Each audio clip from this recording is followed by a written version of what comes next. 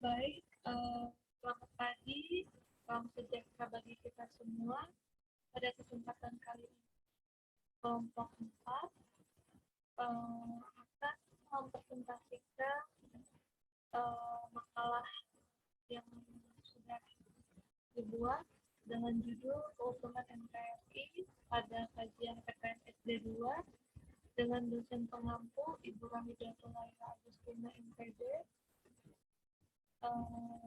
Kelompok 4 dengan anggota yaitu Amelia 306 20 56 NKRI.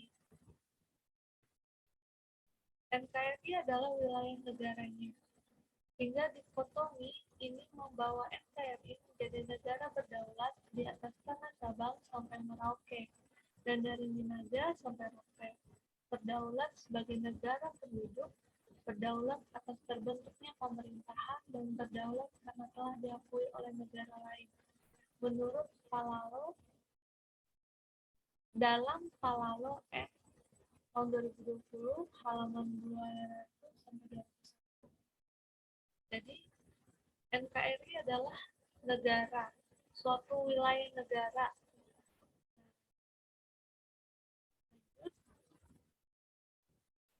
Nah, lahirnya Negara Kesatuan Republik Indonesia.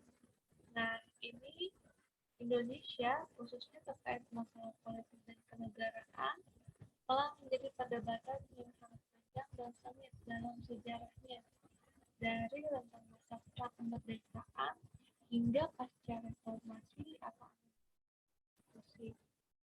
Pemetaan sejarah terbukti dari masa Orde Lama, yaitu periode revolusi pada tahun 1945 sampai 1949,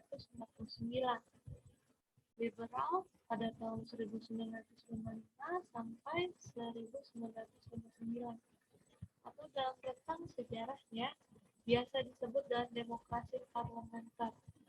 Periode despot yaitu pada tahun 1959 sampai 1966, atau biasa disebut dengan sistem demokrasi terpimpin.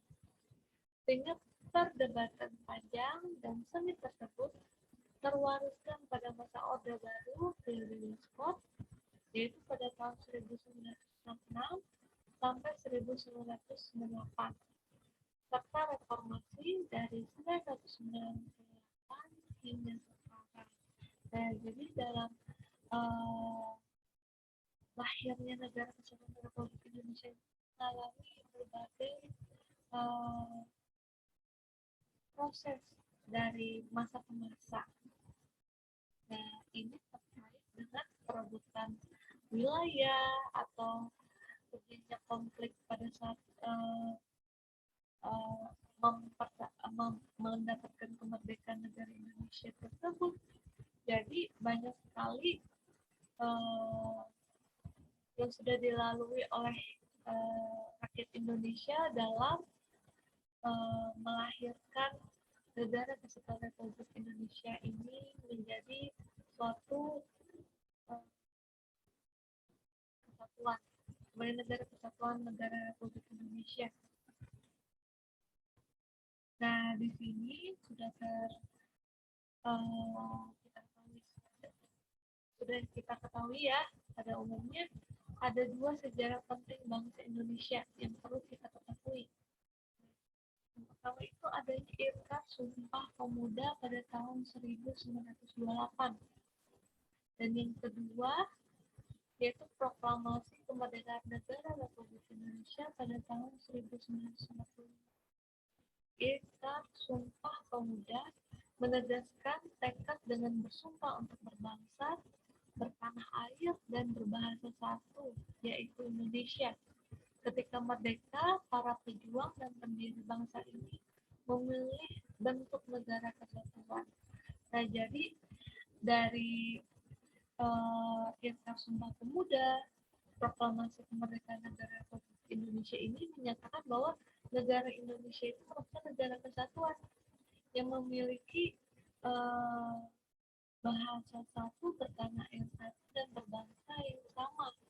Nah, jadi suatu dasar yang mana menyatukan negara Indonesia ini menjadi negara yang kesatuan. Nah, kedua peristiwa bersejarah tersebut menunjukkan adanya kebutuhan yang secara sosial dan budaya merefleksi keberadaan multikulturalisme di tanah air. Kenyataan sejarah melalui rangkaian peristiwa sosial dan budaya tersebut lebih diperkuat lagi melalui kemuliaan Bhinneka Tunggal Ika, yaitu berbeda-beda dalam kesatuan. Nah, di sini menjaga keutuhan NKRI. Indonesia sebagai negara multikultural memiliki keberagaman kebudayaan. Keberagaman inilah yang memunculkan sifat-sifat tertentu dalam kelompok masyarakat yang ada. Jadi setiap budaya, keberagaman masyarakat di Indonesia ini pasti memiliki ciri khasnya dan memiliki perbedaan. Nah, dari perbedaan tersebut yang memunculkan sifat-sifat yang terbentuk dan mencirikan suatu penduduk atau kelompok. Bagi bangsa Indonesia, multikulturalisme adalah suatu keniscayaan dan keharusan. Nah, keragaman suku, bangsa, ras, agama, dan bahasa merupakan ciri khas serta kelebihan bangsa Indonesia yang membedakannya dengan bangsa lain. Nah, jadi bangsa Indonesia ini memiliki ciri khas itu memiliki berbagai atau beragam macam bahasa, ras, dan budaya. Nah, keragaman budaya pada masyarakat multikultural memiliki dimensi ganda. Nah, pada sisi positif bisa mengukuhkan persatuan, sementara sisi negatifnya bisa menyebabkan perpecahan. Ini ada dua sisi yang saling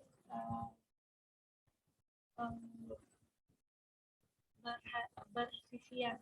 Nah, Kementerian Dalam Negeri pada tahun 2012 mencatat jumlah penduduk Indonesia sebanyak 251.857.940 jiwa dan tidak kurang dari 30.000 pulau di Indonesia.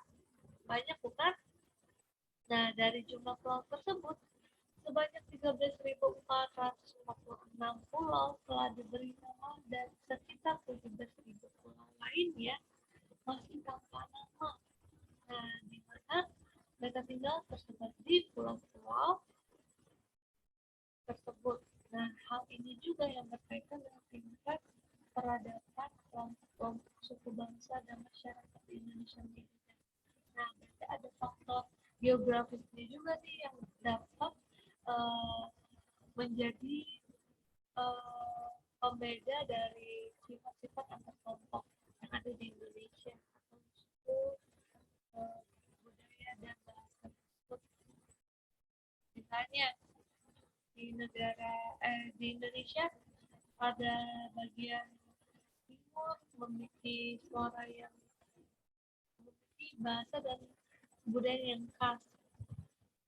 Dan sementara di daerah Bandung atau Bogor memiliki ciri khasnya juga yang lebih lembut atau semacamnya seperti itu. Jadi letak geografis atau letak misalnya dia berada di pantai, di daerah pantai tinggalnya atau di daerah pegunungan atau di dataran rendah atau tinggi, itu juga memiliki kepribadian atau watak yang menjadi ciri khas mereka. Misalnya di daerah pantai, suara mereka lebih kencang atau lebih keras karena di sana kalau tidak keras suaranya tidak akan kedengaran. Nah, jadi menjadi suatu kebiasaan dari suatu kelompok yang berada di daerah pantai. Itu contohnya ya. Lanjut. Nah,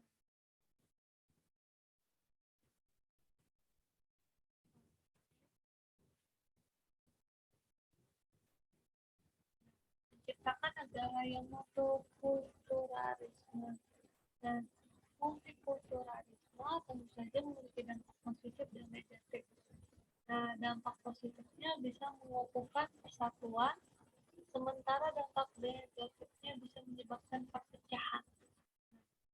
Saat ini Indonesia sedang diuji dengan adanya ancaman akan keberadaan multikulturalisme dalam masyarakat banyak, muncul sifat atau sikap egosentrisme, baik atas nama agama, suku, atau politik.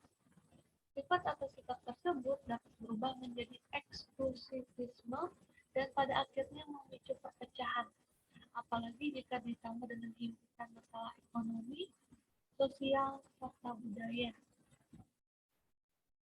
Nah, contoh-contoh permasalahan yang pernah terjadi di Indonesia yang membawa perpecahan. Nah, pertama itu tragedi Sampit pada tahun 2001.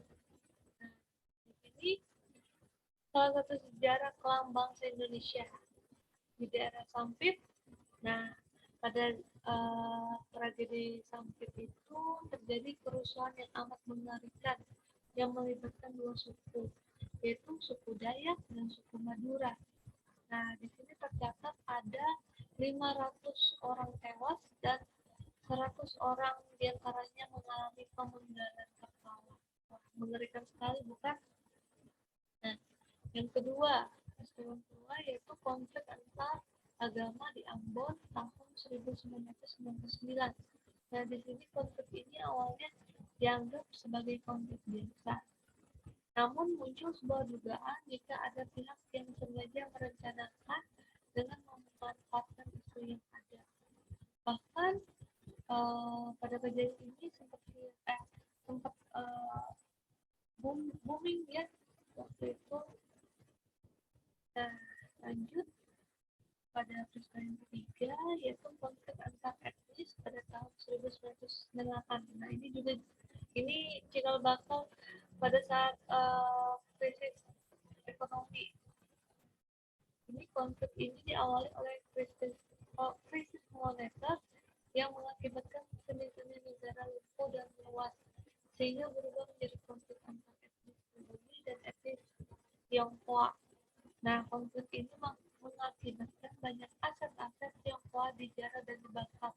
Nah, bahkan dalam sejarah ini terjadinya pelecehan seksual, pemerkosaan terhadap etnis Tionghoa, yang mana menjadi suatu kengerian. Ini saya sangat memprihatin banget dengan kejadian-kejadian yang sudah terjadi ini.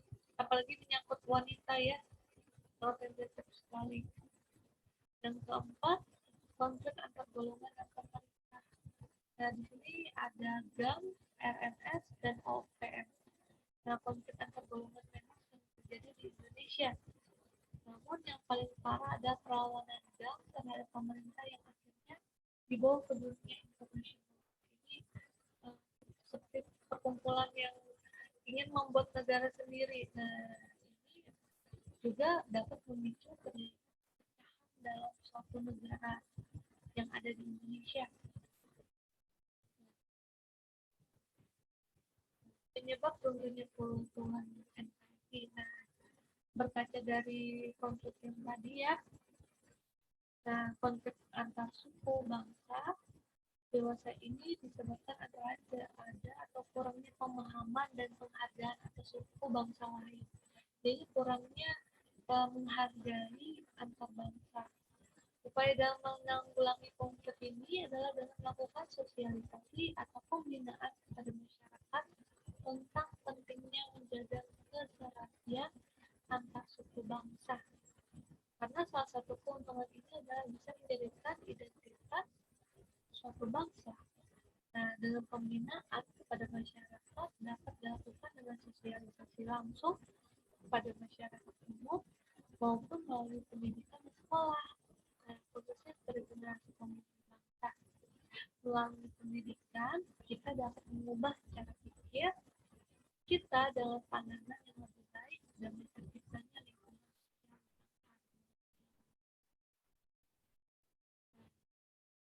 mempertahankan NKRI. Sebuah bangunan untuk tetap bertahan harus ada pilar-pilar yang memperkuat suatu negara. Nah, khususnya di Indonesia ada 4 pilar nih yang perlu kita ketahui ya. Yang pertama itu Pancasila. Nah, yang kedua Undang-Undang Dasar 1945. Yang ketiga Negara Kesatuan Republik Indonesia. Yang keempat Bhinneka Tunggal Ika.